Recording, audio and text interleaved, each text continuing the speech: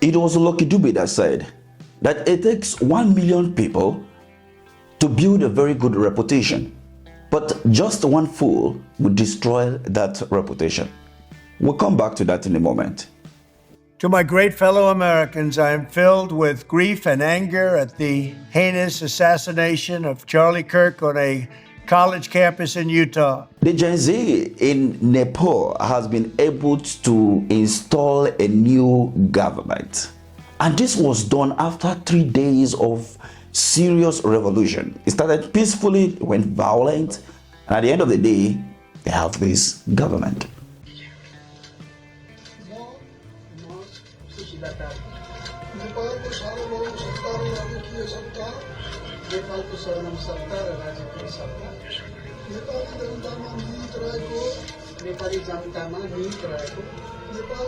Now, this is championed by the youths of Nepal, and they were able to do this because they found out that the people who they entrust the government to were corrupt.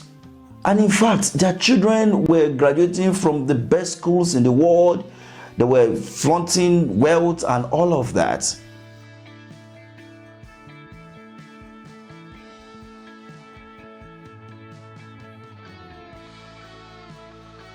And they decided to cry out. And as a result of that, the government banned social media.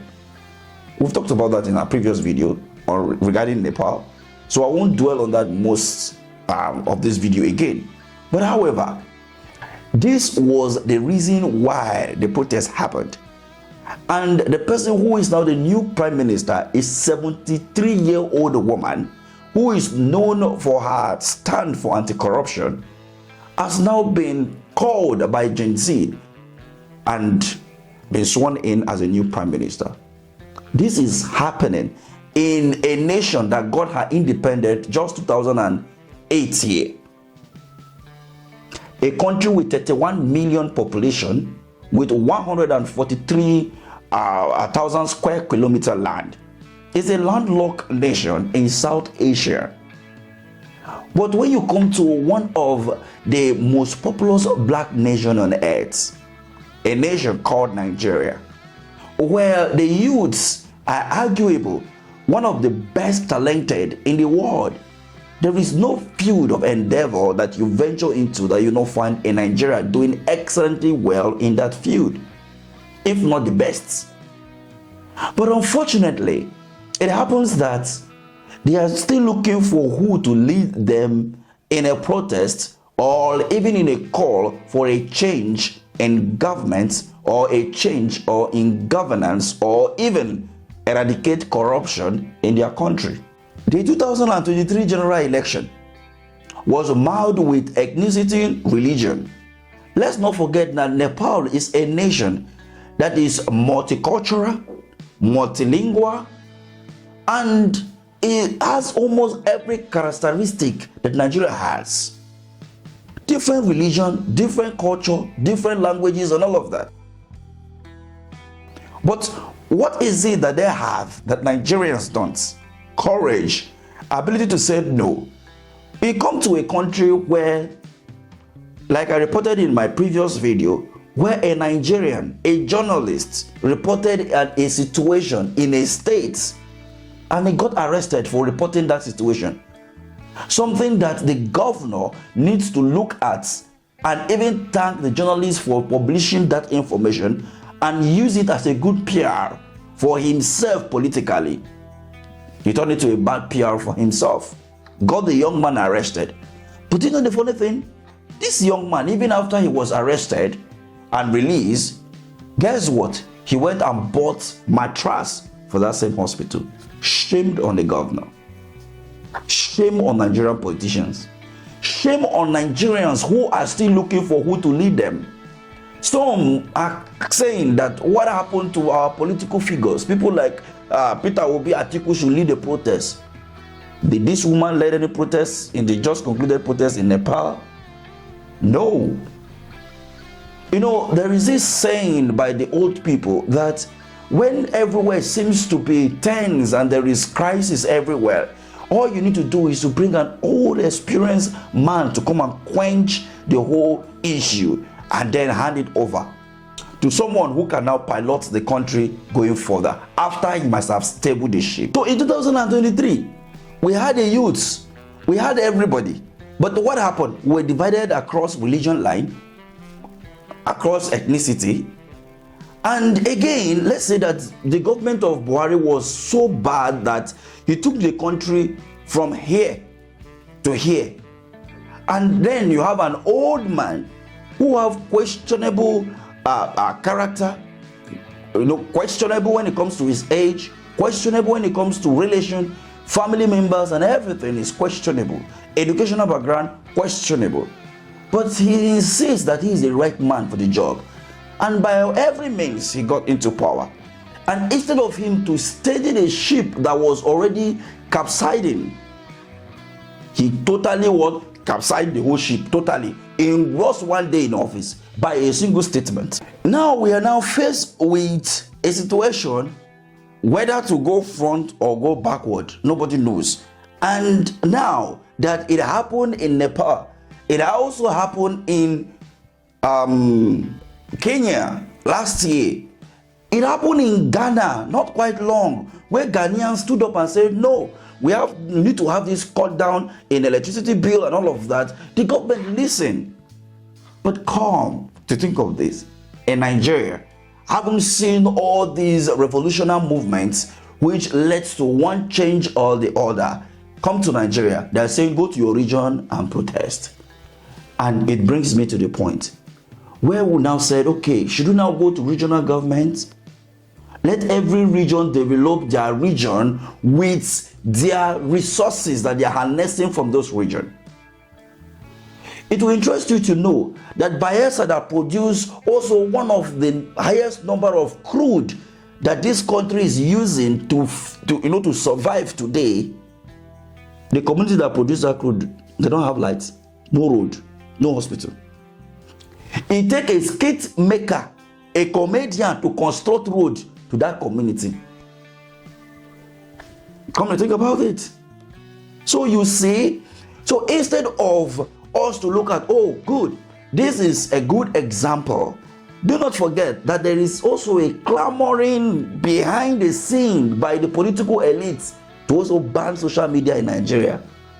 That has been ongoing for a while now, and they tested waters with it during Buhari's administration by closing down Twitter, and we're using VPN. Use this VPN. All the influencers, how to use VPN, how to use this VPN. Then I started signing up for, all the VPN, whatever, around the globe to promote the brand. Reason why many said it will take a very long period of time before Nigeria will be able to walk, to even crawl, because we are not even crawling, not to talk about walking. So coming back to the statement I made earlier, where in the song of Lucky Dupe, he said that it takes 1 million people to build a very good reputation, but just a fool destroys it. It took Nigerians, brilliant minds, to build the economy of Nigeria to over 500 billion US dollars as of 2015. But it took just some foolish individuals that bring themselves under one umbrella of all progressive whatever they call themselves to destroy that economy.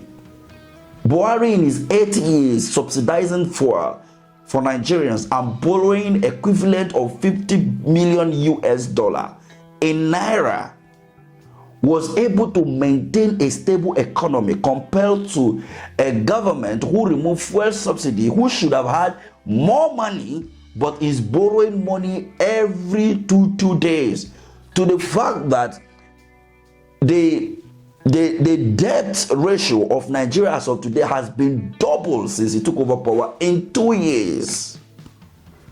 And then what happened next? We have people clapping for him. A House Speaker of the Assembly the other day was saying that this is becoming an unbecoming. But it happened under your watch, sir. So when we Nigeria get the strength to say, no, we should stop this, this is not to a call for any protest. And even if it is a call for a peaceful protest, then so be it. But Nigerians need to wake up from their slumber and say no to this. How many politicians, House of Rep members, senators, governors, the president, how many of their children school in Nigeria? Most of them have their medical treatment slight-headed. They fly out to Dubai, fly out to UK, fly out to France. The president currently is in France for a working vacation. When over 100 people were massacred in his country.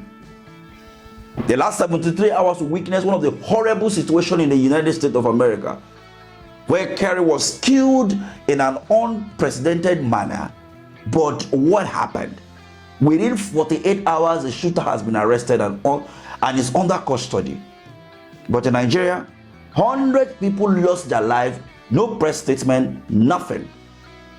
Over 100 people were killed in Yelawata in Benue State. The president managed to get there, and what did he do? He asked the governor to dialogue. With who? So maybe if he was to be in US, he would have been asking the governor of that state and the VC to dialogue with the shooter. Right? The president of the United States came out to give, a comprehensive analysis of what happened and the situation and the current situation and how he intends to tackle it. Because of this heinous act, Charlie's voice has become bigger and grander than ever before, and it's not even close. May God bless his memory, may God watch over his family, and may God bless the United States of America. Thank you. 48 hours later, shooter arrested, in custody. And he assured the citizens of their safety and all of that. But in Nigeria, they would declare 1 week prayer summits, 1 week prayer congress for Nigeria to have peace. Who does this thing? Thank you for watching.